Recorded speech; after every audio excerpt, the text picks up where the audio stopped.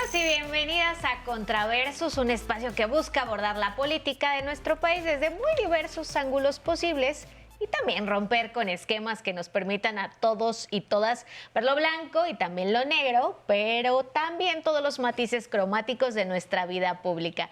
En este foro estaremos Óscar Camacho. Óscar, ¿cómo estás? ¿Cómo estás, Vianey? Muy buenas noches.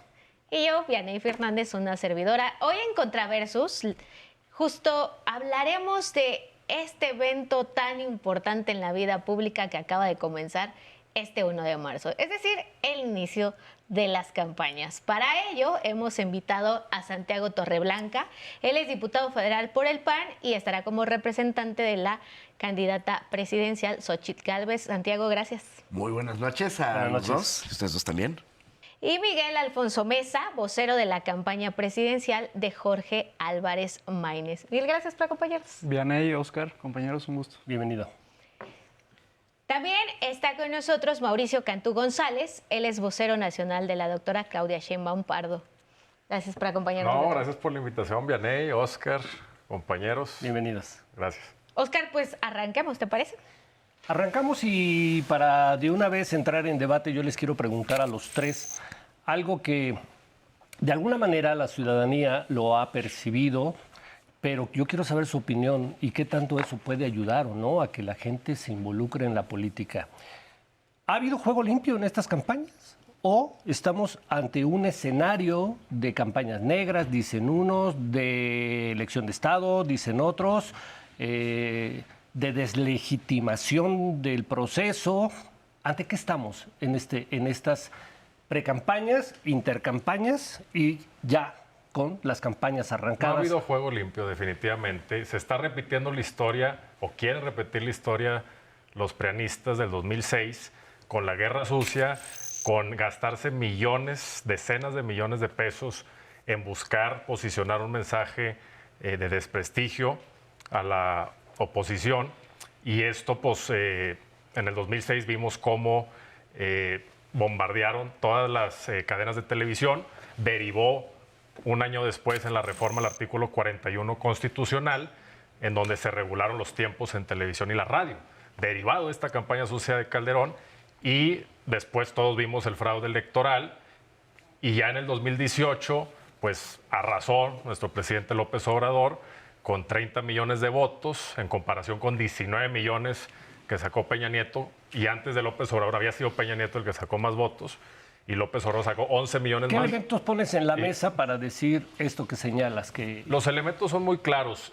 Cada que buscan posicionar un hashtag mintiendo sobre un narcogobierno, salen 500,000 de bots a apoyarlo, inclusive cuando hay un error, y ahí es donde se demuestra que está el algoritmo ahí. No son gente, sino que son algoritmos que muchos vienen del exterior, de otros países. Max Cortázar, el mismo estratega de la campaña de Felipe Calderón en 2006, de la campaña sucia, donde dijeron que López Obrador era un peligro para México, es el mismo que tiene actualmente Xóchitl Gálvez. Oigan, pues eso dice Mau, pero yo tengo otros datos y mis datos son los oficiales. Salió el informe de precampañas. Ya se multó a los partidos por el gasto indebido. Morena tuvo multas por la friolera de casi 54 millones de pesos. Y eso, que el INE se vio muy laxo, tanto la unidad de fiscalización como el Consejo General. ¿Qué es este dinero? ¿A qué se debe esta multa? Gastos no reportados. Dinero que no se supo de dónde vino. Contrataciones ilegales. Bueno, imagínense, los espectaculares de la precampaña de Claudia llegaron a decir que los habían contratado particulares. Ciudadanos de a pie, doña Lupita de la tiendita, con su dinero, había contratado a un diseñador y mandado a contratar a un espectacular. A ver, primero, es el riesgo. Dinero que no se sabe de dónde viene, puede venir de una empresa, malo. Puede venir del extranjero, peor. Puede venir del gobierno. Eso significa que el dinero de la gente que pagó impuestos para salud y educación se fue a eso. ¿O saben qué?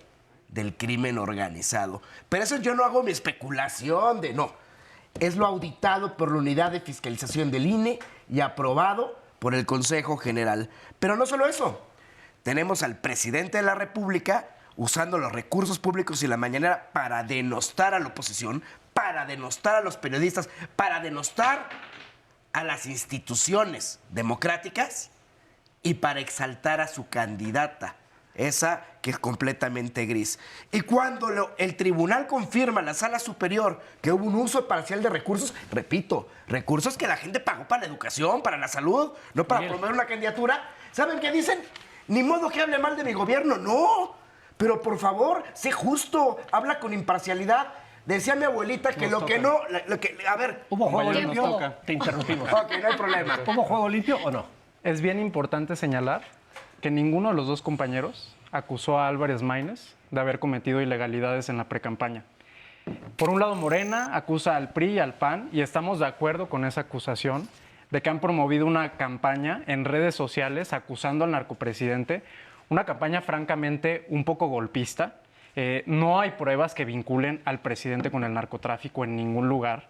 Y por otro lado, hemos visto a Claudia Sheinbaum por 3 años haciendo campaña por todo el país, utilizando los recursos de la Ciudad de México.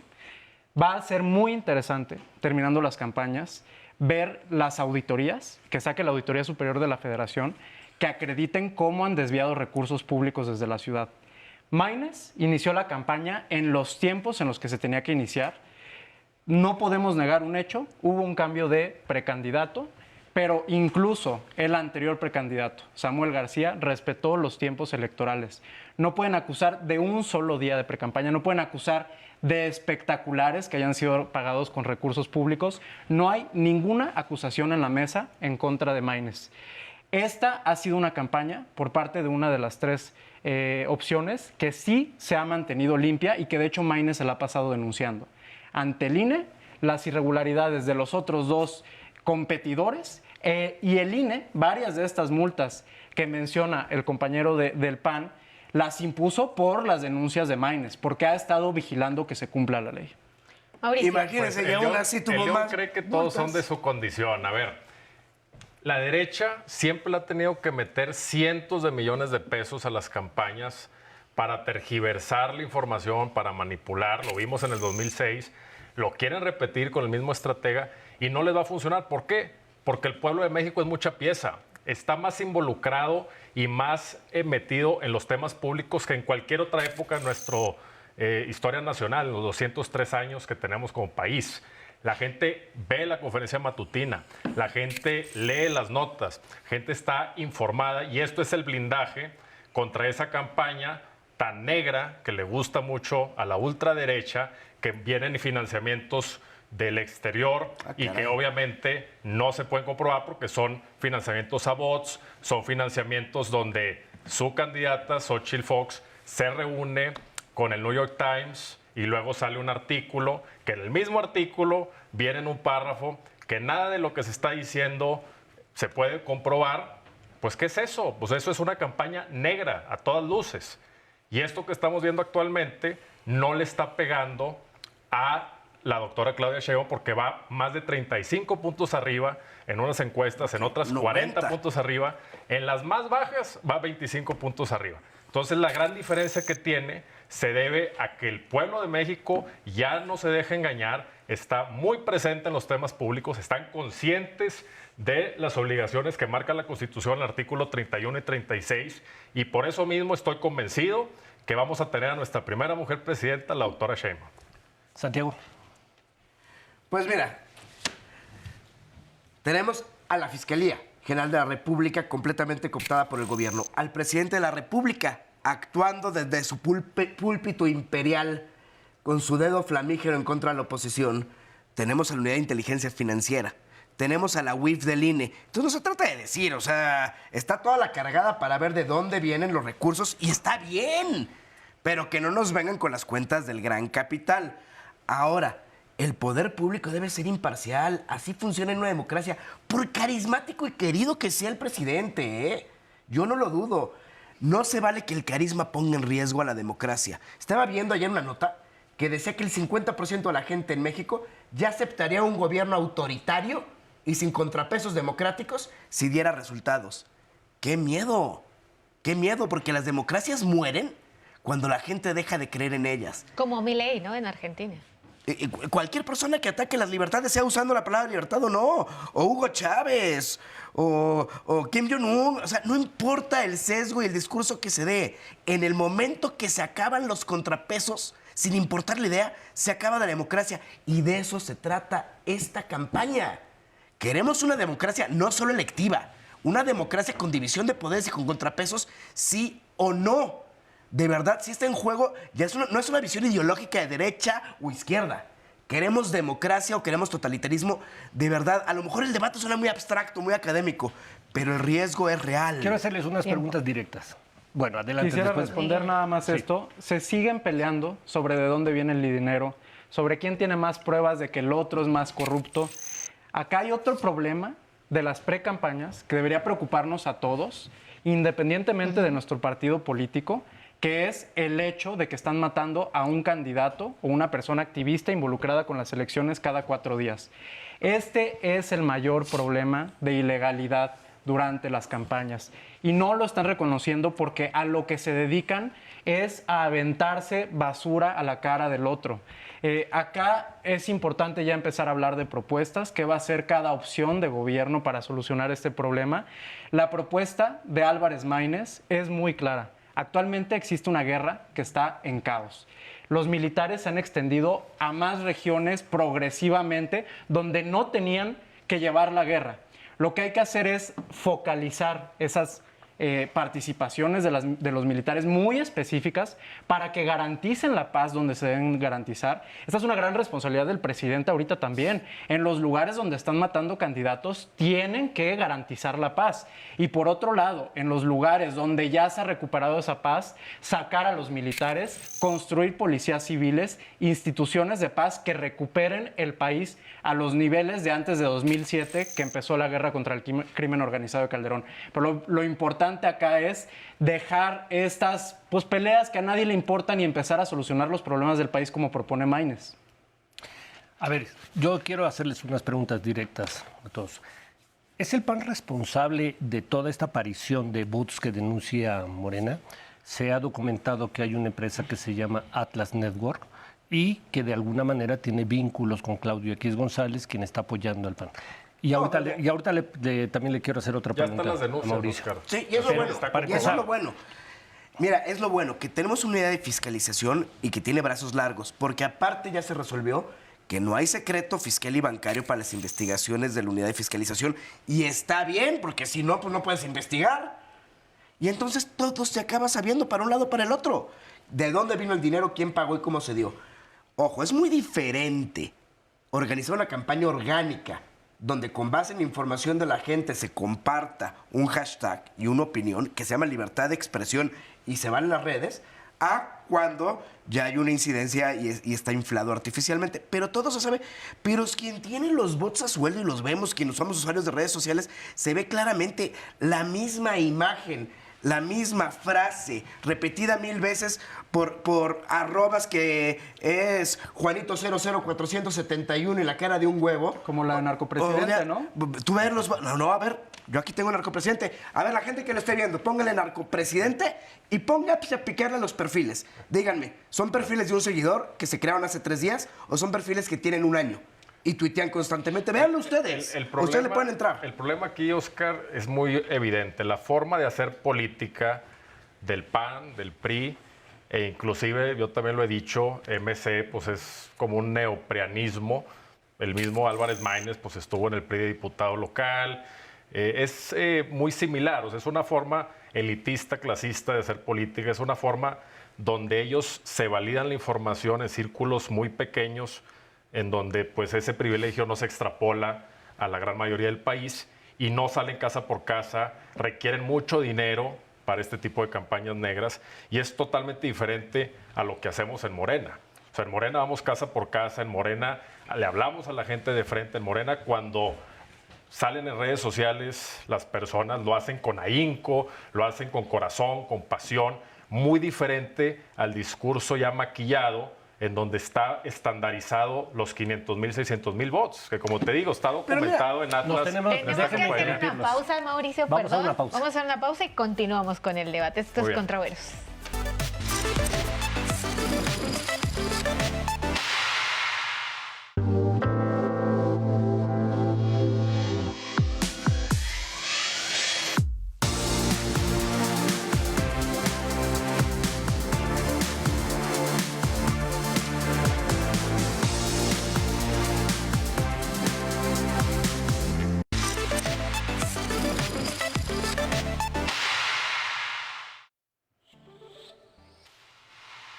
Estamos de regreso en Contraversos y antes del corte nuestros participantes pusieron sobre la mesa un elefante blanco que hay en esta campaña electoral, que es el Mediafair.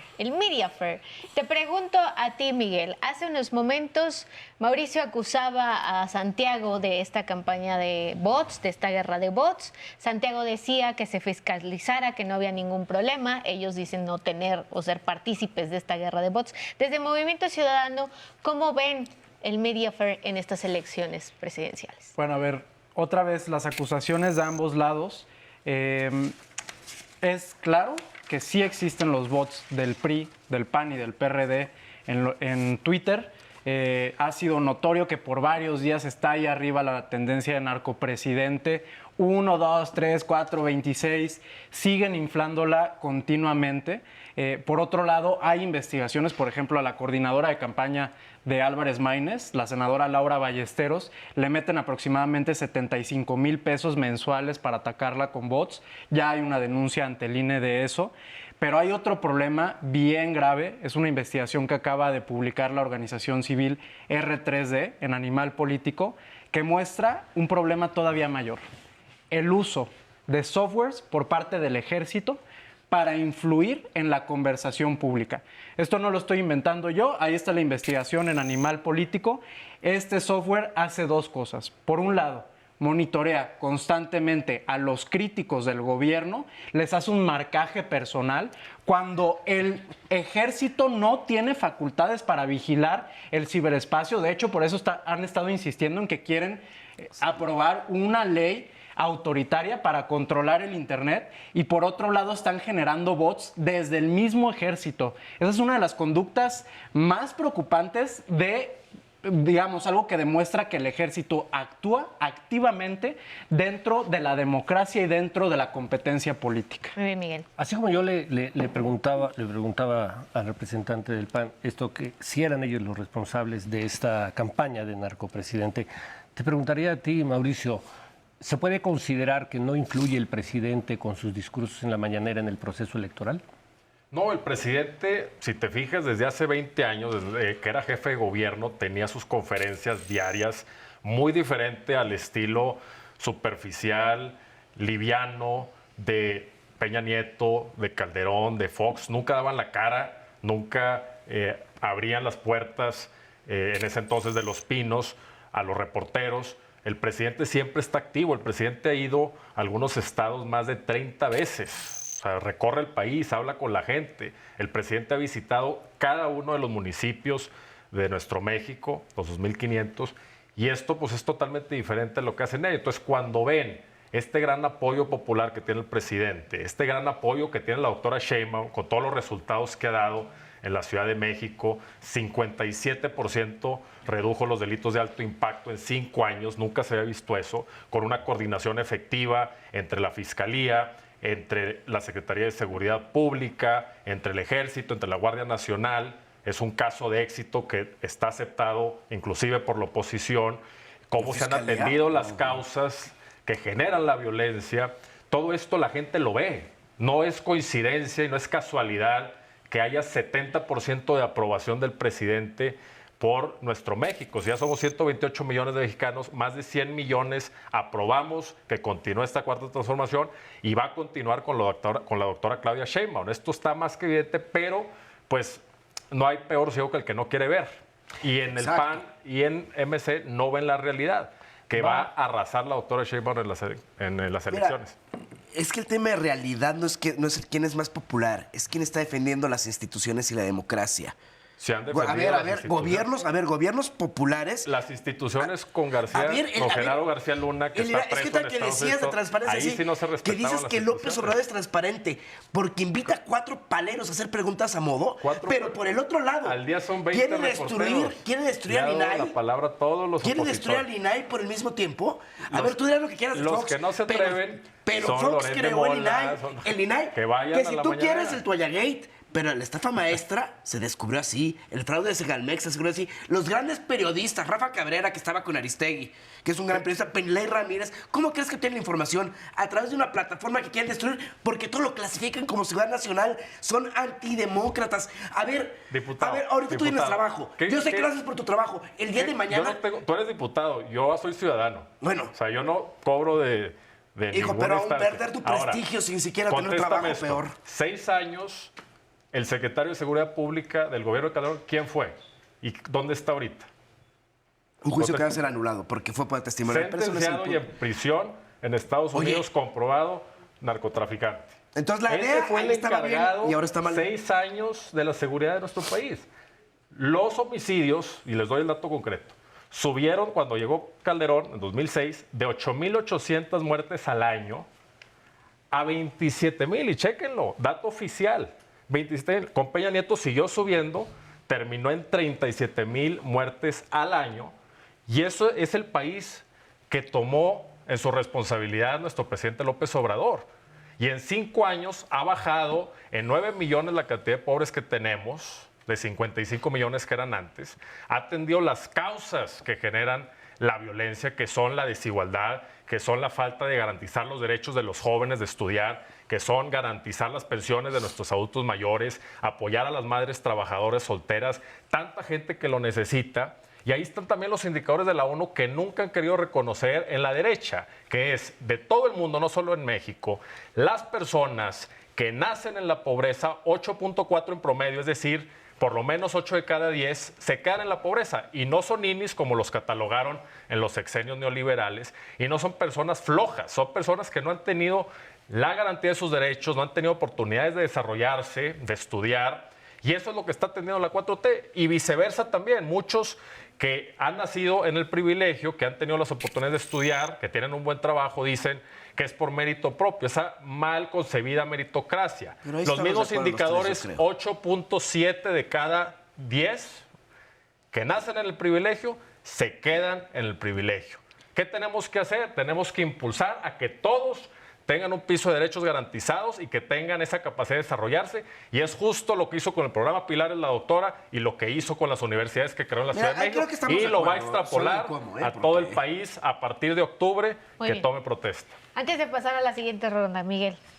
Bueno, pues a ver, es que se mezclaron Sí, 10,000 tres temas, sí. temas aquí, ¿no? García Luna, los programas sociales. Hay una discusión que hay que dejar, digamos, aclarada, que es la seguridad y cómo lo ha hecho López Obrador durante este sexenio. Es cierto que en las gráficas que existen, generadas con información del INEGI, se logró contener en cierta Y bajar medida en 20%. los homicidios y bajar en 20%. Lo que también es cierto es que aumentaron como en ningún otro sexenio las desapariciones. Desde 1960 hay un registro nacional de personas desaparecidas. El 38% de las personas que están en ese registro desde 1960, 50,000 personas, se registraron en este sexenio. No pueden vender un triunfo en la seguridad cuando no sabemos dónde están 50,000 mexicanos, que si lo sumamos a todos los homicidios, harían no solo el sexenio con más homicidios, que ya lo es, sino también un sexenio que no logró contener los homicidios, que no logró bajarlos y que ha seguido subiendo por los últimos años. Acá es bien importante otra vez, la propuesta de Maínez ha existido una guerra desde 2007. Vamos a contenerla, focalizar las operaciones militares y crear instituciones civiles y de paz en los lugares donde los militares no sean necesarios para regresarlos poco a poco a sus cuarteles. A ver, les quiero hacer una pregunta respectiva de sus propios candidatos. A la luz de las encuestas y de lo que vimos en un principio, ¿es Xóchitl una candidata fallida? No, hombre, si va creciendo. Se lo voy a decir, ahorita me responden. ¿Es Xóchitl una candidata fallida a la luz de que se crearon muchas expectativas y después en las encuestas ya no siguió subiendo? ¿Es Claudia la candidata del presidente que está utilizando recursos públicos para la campaña? Y a Movimiento Ciudadano, ¿es Álvarez Maínez simplemente un candidato pues de adorno en esta campaña porque no crece más allá del 4%. ¿Quién quiere empezar? Si me permiten empezar, es falso que no crece más del 4%. Las últimas encuestas del Financiero, que está a punto de publicarse una actualización, muestran que subió de 8 a 10 puntos en la última toma que se hizo. Y esos 2 puntos, y esto es importante también para los compañeros de el PAN, el PRI y el PRD, esos 2 puntos se los quitó a Sheinbaum. Este discurso que quieren promover de que la tercera opción es un esquirol de Morena y todo, se ha demostrado falso con cada encuesta que sale.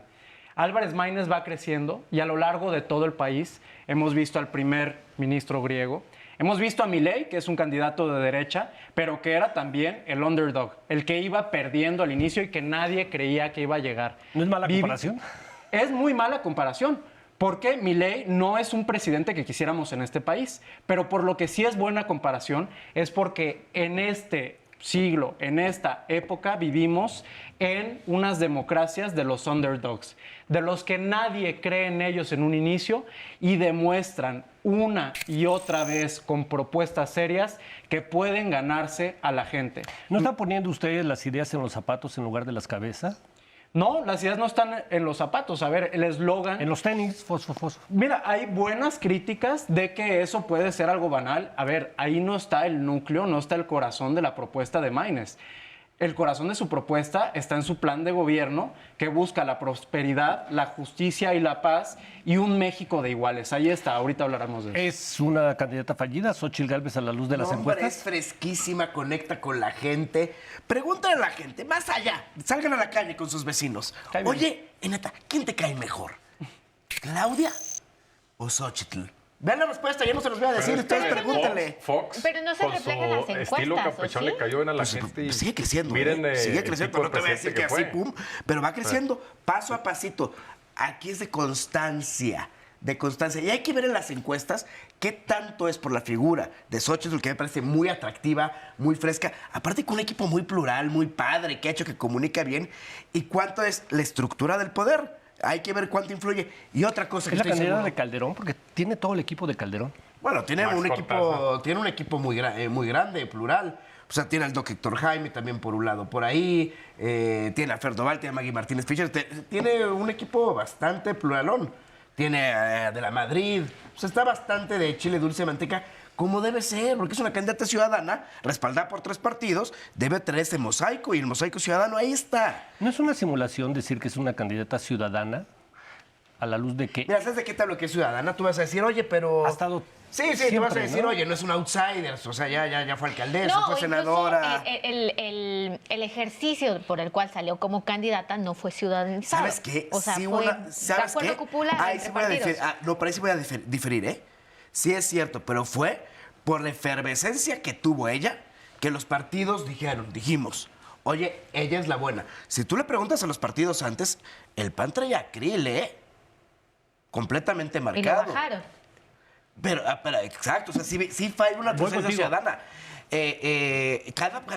Cada partido trae su candidato. Entonces tú me vas a decir, oye, no es un outsider, ya estaba con Fox y desde ahí, del 2000 para acá son 24 años. Retomamos contigo, dame un Pero la minuto. efervescencia fue ciudadana. No es Claudia la candidata del presidente, no, esa es la Claudia campaña. viene de 40 años de lucha académica de la UNAM, es una mujer preparada, es una mujer que tiene toda la experiencia en la administración pública, que ha mostrado congruencia entre lo que piensa, dice y hace.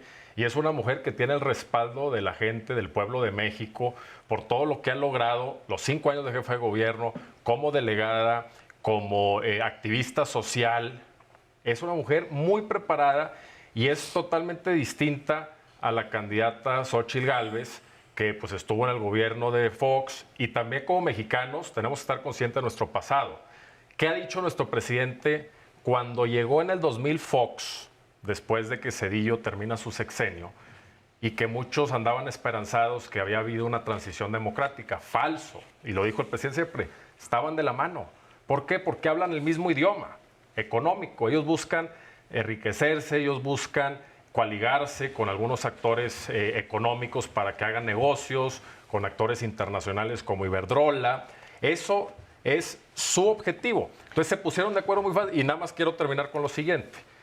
Xóchitl Te tengo que trae interrumpir. el Dame unos segundos y regresamos porque se nos va a acabar el bloque. Muy bien. Y Hijo, pero lo me en un minuto tantas, es que de regresamos. verdad, digo, no se muerden la lengua. Pío, de verdad, no se la muerden. Regresamos en un minuto.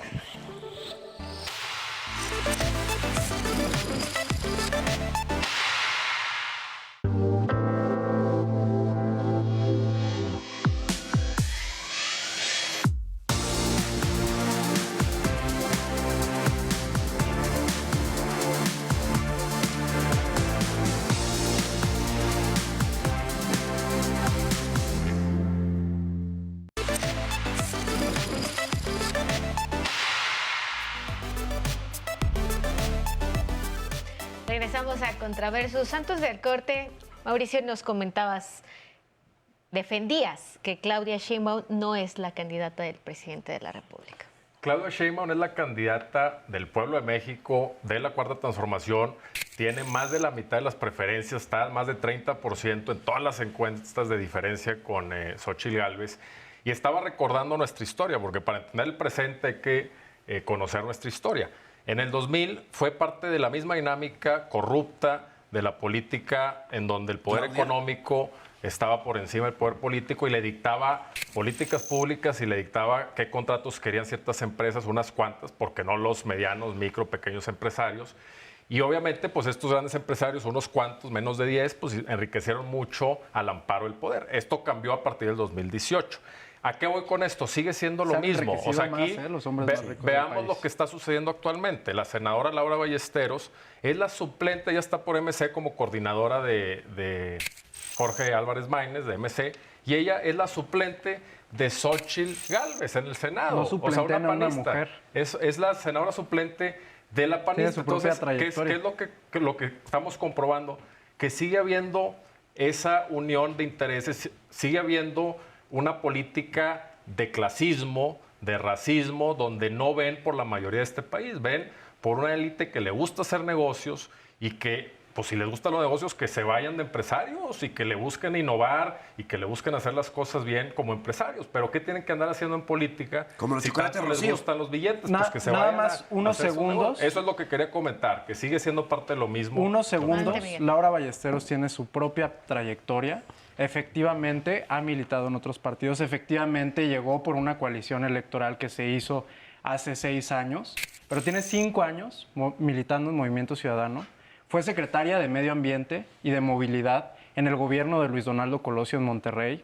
Ha hecho su propia carrera política. No es una suplente y no es una mujer que debe ser invisibilizada a través de hacerla menos porque entonces nada más llegó ahí por un favor que le hizo Aquí no se Xochitl. trata Tiene de su propia invisibilizar, trayectoria. Se trata de mostrar ese vínculo que tiene siendo la senadora suplente de la senadora Xóchitl Vamos a ver, Gálvez, ahí no nos metamos, a ver, ahí no nos está, metamos, pues, porque al bueno, final de cuentas, nos va a salir Barlet. igual que salen Fox perdiendo. No, a ver, estaba hay que coligado juzgar a las personas por por sus el PRI. actos, no por... Ah, ya, ahí sí ¿Y te qué lo pasó coincido. después? Pero... Se unieron formalmente. Lo que siempre dijo el presidente desde hace 20 años, que estaban de la mano PRI-PAN, De y verdad, luego forman no esa te conviene coalición. agarrarlo Antes por nadie ahí. le dice Al final de el cuentas, suplente de o sea, Claudia ahí está. Sheinbaum. O sea, Esto es algo va, que más está Más que en contra de evidente. las mujeres. Más que evidente. Adán Augusto, ¿dónde estaban? Por ahí sí, de verdad, no te O sea, conviene. a final de Mejor cuentas, hasta tip de amigos, la nos cambiamos de gente, tema. El pueblo es muy sabio, es mucha pieza nuestro pueblo de México. Nuestra coyuntura actual, histórica, que se la vamos a estar contando a nuestros hijos, a Es- nuestros exacto. nietos, es una transformación, así como lo fue en 1810, que el cura Hidalgo dijo ya no más del yugo español. En 1854, con la Revolución de Ayutla, luego la Guerra de Reforma en el 57, luego en el 64, cuando quisieron imponer los conservadores a Maximiliano. Todas esas épocas que marcaron hito en nuestro país, la Revolución de 1810, esta es una cuarta transformación que la vamos a recordar en los años venideros. Vamos a darle, también vamos a ver a futuro. El viernes pasado acaban ya de arrancar las campañas electorales formalmente. Tenemos 3 meses, ya estamos en los tiempos reglamentarios donde se puede hablar de propuestas y se dice que solo hay 2 proyectos de nación, incluso se excluye a Movimiento Ciudadano de tener un proyecto de nación. Pero se habla que hay 2 proyectos de nación. ¿Cuál es el proyecto y cuáles son los 3 puntos centrales que ustedes pondrían sobre la mesa que distinguen pues, al proyecto de Xóchitl y al proyecto de Claudia? Y si Movimiento tiene un proyecto de nación, ¿cuál sería también esos 3 puntos? Es muy obvio. Aquí se tiene que atender a los jóvenes, darles las oportunidades, como lo hizo la Ciudad de México la doctora Claudia Sheinbaum, para que se desarrollen, para que no se les llame despectivamente como lo hicieron en la oposición de ninis, sino que todos estos millones no los coopte el crimen organizado, atender las causas de la violencia. Por otro lado, el tema de garantizar la paz es muy importante. Se está poniendo todas las capacidades del Estado sobre esto. ¿Tú crees que vaya a poder Claudia Sheinbaum con el asunto de la seguridad? Claro, bajó los delitos de alto impacto en la Ciudad de México. Ahí están los números, en 57%. ¿Por qué? ¿Se Porque puede exportar automáticamente a otros hubo estados? una estrategia dual. Se va a exportar a los 32 estados de la República a partir del 1 de octubre, que ya sea presidente de nuestro país. ¿Qué fue lo que sucedió? Hubo, por un lado, la atención a las causas con los programas pilares, con las universidades, con las más de 1 millón de becas en la Ciudad de México a jóvenes para que se puedan desarrollar. ¿Qué van a hacer con el ejército? ¿Lo van a seguir utilizando? El ejército se tiene que ir saliendo paulatinamente. O sea, todo esto empezó cuando Calderón, y ahí les va lo que sucedió en 2006, por decreto mete al ejército a las calles sin facultades legales, Ahí sin lo tienen, facultades de constitucionales. la Guardia Nacional. Ya se regularizó. Antes La no había presencia militar en las capacitaciones calles. para el ejército. ¿Y qué fue lo que vimos? Que aumentaron en 200% los delitos de alto impacto, especialmente los homicidios, y esta gran descomposición social se está revirtiendo. Entonces, para no desviarme del tema, la doctora, así como lo hizo en la Ciudad de México, atendiendo las causas y teniendo una coordinación efectiva entre la Fiscalía, entre la Secretaría de Seguridad, entre la Guardia Nacional, va a tener ese punto. Es muy importante para dar paz a nuestro país. Santiago, 3 propuestas de la campaña de Pues Xochitl ya son los Gálvez. 3 ejes. Tres Vida, ejes. libertad y verdad. Vida, viene seguridad y salud ahí. Ya lo decíamos, debo siempre decir, es que vamos a tener una policía realmente civil y ciudadana y van a regresar al ejército, el ejército a sus cuarteles. Se están haciendo lo contrario. Tiene una resolución de la Suprema Corte de Justicia con base en la Corte Interamericana que te dicen, espérate, la seguridad no puede ser militar, y violando una sentencia de la Corte dicen, no me importa. El mando de la Guardia Nacional, que debe ser civil, lo mando al ejército. No, nosotros no es de decir, es de hacer. Salud. Este gobierno tiene muchas fallas, pero el de salud está impresionante. La gente que antes tenía su seguro popular, con sus fallas y aciertos, ahora tiene que gastar de su bolsa. Porque de verdad ya IMSS Bienestar no está funcionando, INSABI no funcionó, y ya no digamos el tema de abasto. Vamos a regresar al abasto anterior, con las subastas inversas y la distribución de medicamentos como debía ser, en lugar de agarrar guerritas contra distribuidores que llevan al desabasto o a la corrupción, como ha pasado en este ¿Se puede sexenio. construir un proyecto de nación con personajes que llevaron a este país a crisis económicas, como José Ángel Gurría, que es el que va a hacer el proyecto económico, como Francisco Javier Cabeza de Vaca, que está abocado al proyecto de seguridad, como Silvano Aureoles, que va a ser Vamos un a ver. proyecto de campo fracasado? ¿Se puede? Mira, el proyecto de Gurría, yo lo pongo a los ojos de todo porque ya es público. Que lo analicen de verdad los expertos en cada materia económica. Yo te pregunto, ¿qué error le ves? Yo estuve ojeándolo y trae un eje perfecto. O sea, trae una visión económica perfecta de libertades y demás. ¿No es una visión del pasado, donde se le dio privilegios a los unos pocos como el Fobaproa? a ver, yo donde no él le digo, fue bueno, si un quiere- artífice del Fobaproa. A ver, pregunto. es que pasa mucho, ¿sabes qué? En muchos programas hay dos palabras que la gente ni sabe si dicen hasta como insulto. Eres un neoliberal. Y entonces ya se dice casi como si te mentaran la madre. No, yo hablo de casos, Eh, no, yo no etiqueto, hablo de casos concretos. Fobaproa. A ver, José Fobaproa. Ángel Gurría fue el Sí, artífice fue una decisión muy difícil. del ¿Sabes a quién del robo más grande de este país. Sí, pero a ver, eso no fue el Fobaproa. Se confunde mucho. El Fobaproa fue, quebró la banca, los ahorradores perdieron sus ahorros porque la banca donde estaba ahí, y había dos opciones. Dejar que la banca quebrara, que el problema no era la ¿Estás banca. defendiendo el Fobaproa? Sí, estoy defendiendo el Fobaproa. Órale, que quede No, sentado, no. Acá está claro, ¿eh? No, es que de verdad, y explicando, Hay que salvar ¿cuál los bancos. fue, exacto, y cuál En fue el lugar de problema los del Fobaproa? ahorradores. ¿Cuál fue el Muy problema diferente a lo que se hizo en de los Islandia. ahorradores? En Espérate. Islandia se salvó a los ahorradores, los millones de ciudadanos que habían invertido. Es que realmente salvó a los Fue una ahorradores. política pública El tema, totalmente no, es que esa era la idea del Fobaproa. ¿Qué pasó con el Fobaproa, con la implementación?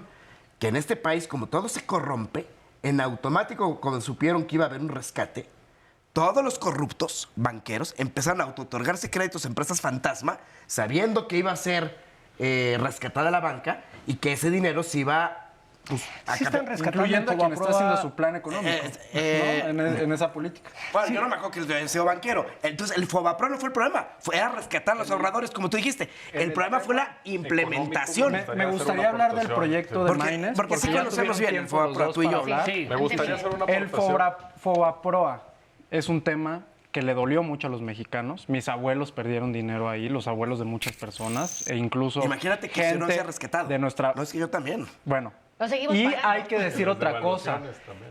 Saldívar, el ex ministro que renunció ilegalmente a la Suprema Corte, fue uno de los abogados más beneficiados por el Fobaproa, y eso hay pruebas, y además lo dicen sus propios senadores, como Germán Martínez Cázares.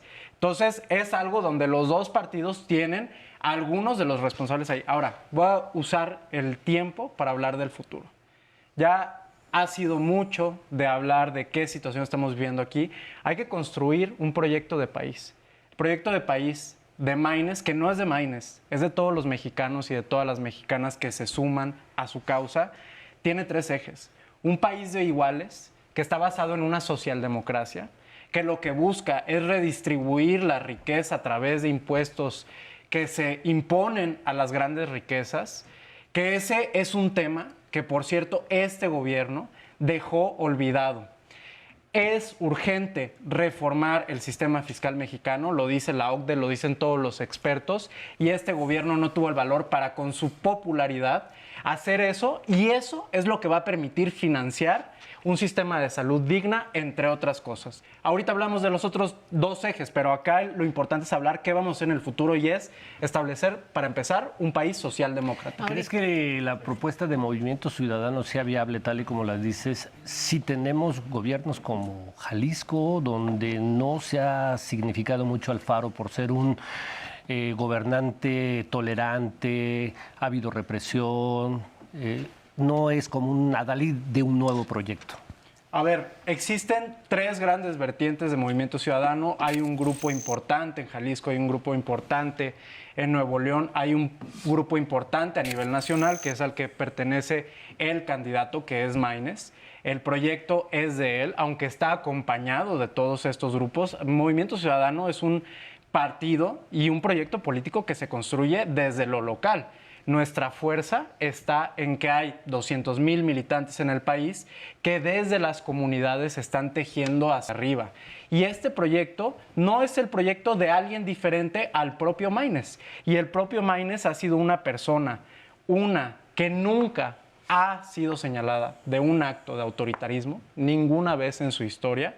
Por el contrario, ha sido de los principales personajes que han resistido la militarización, ha votado en contra de las leyes de la Guardia Nacional, ha resistido también la captura de la Fiscalía, ha presentado muchísimos recursos legales para defender al INE. ¿No hay una actitud también hipócrita en Maynes de presentarse como algo fresco e insultar de una manera vulgar en un palco de fútbol? ¿No es parte de una hipocresía? No, ¿Puede una persona así ser presidente a ver, de este Maynes país? lo dijo, fue un error.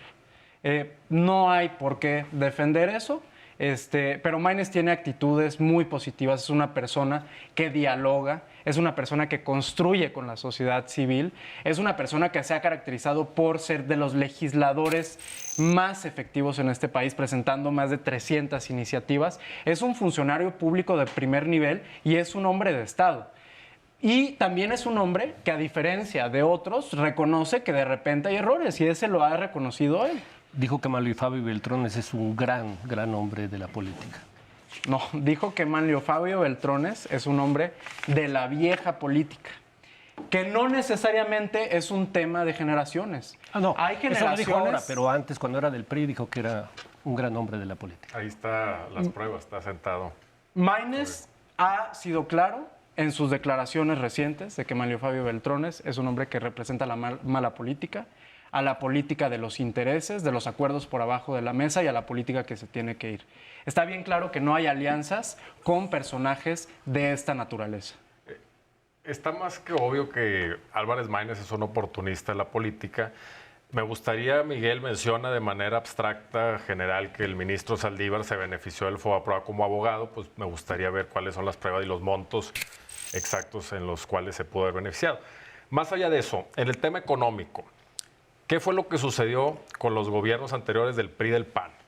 El peso en la paridad con el dólar se fue por los cielos. Todos tuvieron una depreciación en la paridad. Todos hubo devaluaciones, especialmente la del 94 con Zedillo cuando le dio el mando Carlos Salinas de Gortari y el error de diciembre y millones de mexicanos en la pobreza. Todos dijeron que López Obrador se burlaban que no sabía economía. Todo ha sido el presidente con los mejores números económicos en nuestra historia. El superpeso se ha apreciado en comparación con el dólar, de como se le entregó Peña Nieto. ¿Qué andaba diciendo Chumel y toda esta bola de payasos? Compren dólares. Una tradición, compren dólares. Vamos a un ¿Qué corte y pasó ahorita con los que sí le regresamos. hicieron caso? Vamos a un corte y regresamos.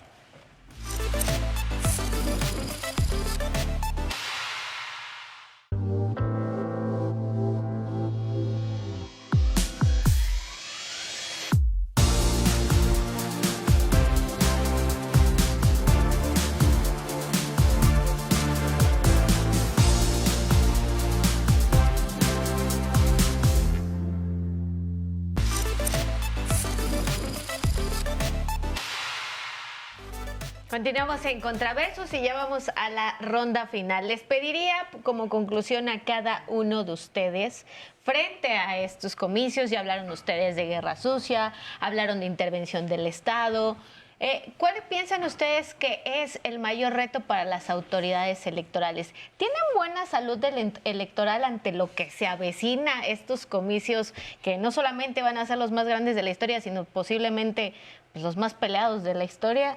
El mayor reto definitivamente es poder que todas estas denuncias que ya presentó Mario Delgado por parte de Morena, que lleguen hasta sus últimas consecuencias, que vayan más allá, porque lo que hicieron en el 2006 fue avalar un fraude electoral y lo que han hecho en el pasado muchas veces con Pemex Gate y en otras ocasiones ha sido voltearse a un lado de todos estos financiamientos ilegales en campañas. Entonces, que realmente puedan la unidad de fiscalización vincular y llegar a sanciones efectivas con todos estos bots que se están utilizando, donde está más que evidente. Yo lo veo todos los días, en el momento que subes un tweet en Facebook y te llueven una cantidad de mensajes estandarizados. Ahora, el segundo reto también va a ser que en el día de la campaña pues no suceda lo de inflar urnas y fraudes electorales ya en situ. Entonces son dos grandes objetivos, que es buscar que todas estas cuestiones que han estado haciendo en el PAN, el PRI, el PRD, de campaña sucia, de pagar bots, de inclusive, porque esto no es de gratis, artículos en el New York Times, eso cuesta, para desprestigiar a la Cuarta Transformación, pues que se llegue a sus últimas consecuencias. Y que por el otro lado se vigile para que no vuelva a pasar lo del 2006, el día de la elección, en las urnas. A ver, a mí me parece preocupante otra vez que no reconozcan un problema que nos debería ocupar a todos. Están matando a un candidato cada 4 días. Ese es el principal problema del cual se tiene que preocupar el INAI. Y no es un tema de partidos. El INE. Perdón, el INE. No es un tema de partidos. Es un tema en el que todos deberían tener una propuesta seria. Y esa es la perspectiva que se toma desde el proyecto de Maynes. Más allá de estarnos aventando tierra en la cara, ¿cuáles son los problemas reales del país? Y hay otro gran problema real. Hay un estudio de Integralia y Mexicanos contra la Corrupción que muestra que por cada peso que se declara ante el INE, hay 15 pesos por debajo de la mesa. Y esos 15 pesos provienen, por un lado, de gobiernos que saquean los recursos públicos como lo han hecho desde la Ciudad de México para financiar por 3 años una precampaña ilegal. Por otro lado, vienen del empresariado también, que la cercanía de Xóchitl Gálvez hace muy preocupante y es algo que se tiene que investigar, digamos, de todos los candidatos, porque ahí sí hay que ser justos. Todas las campañas suelen tener financiamiento ilegal también de empresarios que luego piden favores, piden contratos, piden que se les remunere. Y por otro lado está el financiamiento más preocupante, el del crimen organizado. Esos son los retos más importantes y hay otros dos más así de volada. Uno, un INE que está cooptado. o que tiene varios problemas internos. La nueva presidencia se ha destacado por ser autoritaria al interior y designar a las personas más relevantes dentro del instituto sin el consenso de sus compañeros, y un tribunal electoral que al día de hoy, a meses de la elección, no cuenta con 2 de sus 7 magistrados, y eso es porque los han bloqueado en el Senado desde Morena. Entonces, tenemos falta de instituciones, tenemos falta de seguridad para competir, hay gente que se baja de la mesa, y por otro lado, tenemos lo que siempre ha habido en las campañas, financiamiento ilegal que nadie sabe cómo fiscalizar. Santiago. No podré estar más de acuerdo, coincido con todos y cada uno de los puntos, entonces yo solo agregaría a quién le toca cada cosa. Por ejemplo, blindar las elecciones y a los candidatos contra la presencia del crimen organizado y el crimen ordinario, la violencia ordinaria, no le toca al INE. Al INE le podrá únicamente señalar los focos rojos. El INE podrá ver, con la experiencia de la elección anterior, qué casillas estuvieron en riesgo con presencia del crimen organizado. Pero el INE no tiene policía. El INE no tiene capacidad de investigación ministerial. Eso les va a tocar a la Secretaría de Seguridad Ciudadana, a cada uno de los estados, a los municipios e inclusive en algunos casos a las Fuerzas Armadas por ser un tema de seguridad interior. Entonces, ¿cómo va a ser esa coordinación? Segundo, el dinero, en efecto. A quien le toca cuidar el origen y destino del dinero es al INE, a través de la unidad de fiscalización. Pero si cada vez ahorcas más presupuestalmente al INE, no va a tener la facultad y la gente suficiente y de un nivel de especialización altísimo para estar teniendo ojos en todos los municipios y distritos del país para ver cómo se mueve el dinero en efectivo. Banco de México demuestra cómo empiezan las campañas, el uso de efectivo se va para arriba. 1% sube del PIB. Sube en un segundo, en 3 meses. Si tú le recortas el dinero, el recurso diciendo que la democracia es cara, pues tienes eso. Incapacidad para fiscalizar los recursos. Y lo último, la actuación de las autoridades, la actuación que debe ser imparcial y neutral de las autoridades, tiene ahí un doble responsable. Cada una de las autoridades saber conforme a su ética qué tanto interfiere. La ciudadanía, cómo castiga a aquellas autoridades que no están siendo imparciales en el uso de la voz y de los recursos públicos. Y si finalmente, tanto a la autoridad electoral como a las contrarias, ¿cuál es el problema que tenemos? Que si se señala actualmente que un funcionario público realizó promoción personalizada o uso de recursos públicos, únicamente se da vista a la Contraloría de su dependencia, o si no tiene superior jerárquico al Congreso. Y pasa que no hay quien lo sancione. Por ejemplo, López Obrador ha sido consuetudinariamente violador de la ley electoral y de la Constitución, consuetudinariamente señalado, y lo único que pasa es que lo anotas en un catálogo. A ver, yo les quiero preguntar, porque son, a final de cuentas, las dos candidatas que van arriba, no porque haga menos al de Movimiento Ciudadano, pero hago una pregunta. ¿Va el PAN, con todo lo que ha hecho de señalamientos de elección de Estado y todo eso, está yendo hacia la demanda de que se anulen las elecciones? No. ¿Va a ir el PAN por reconocer los resultados? Porque antes decían, el INE no se toca, y ahora ¿sí se toca?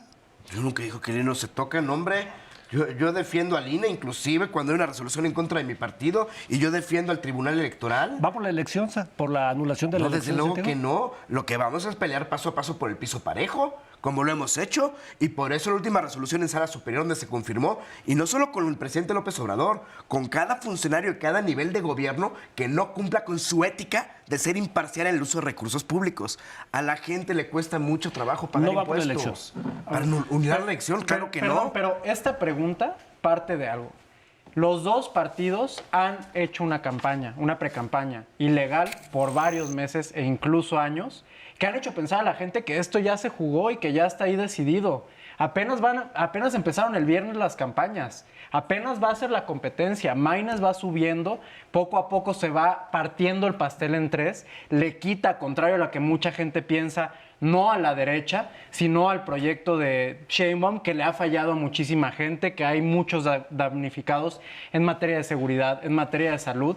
Y, digamos, ese pastel se va a partir en tres, pero todos estamos por el reconocimiento de lo que el INE determina en su momento. Mauricio, si Morena no alcanza el plan C, que es lograr las 2/3 partes en las cámaras, ¿van a pedir la revisión de los comicios en ese terreno o van a reconocer los resultados como se den?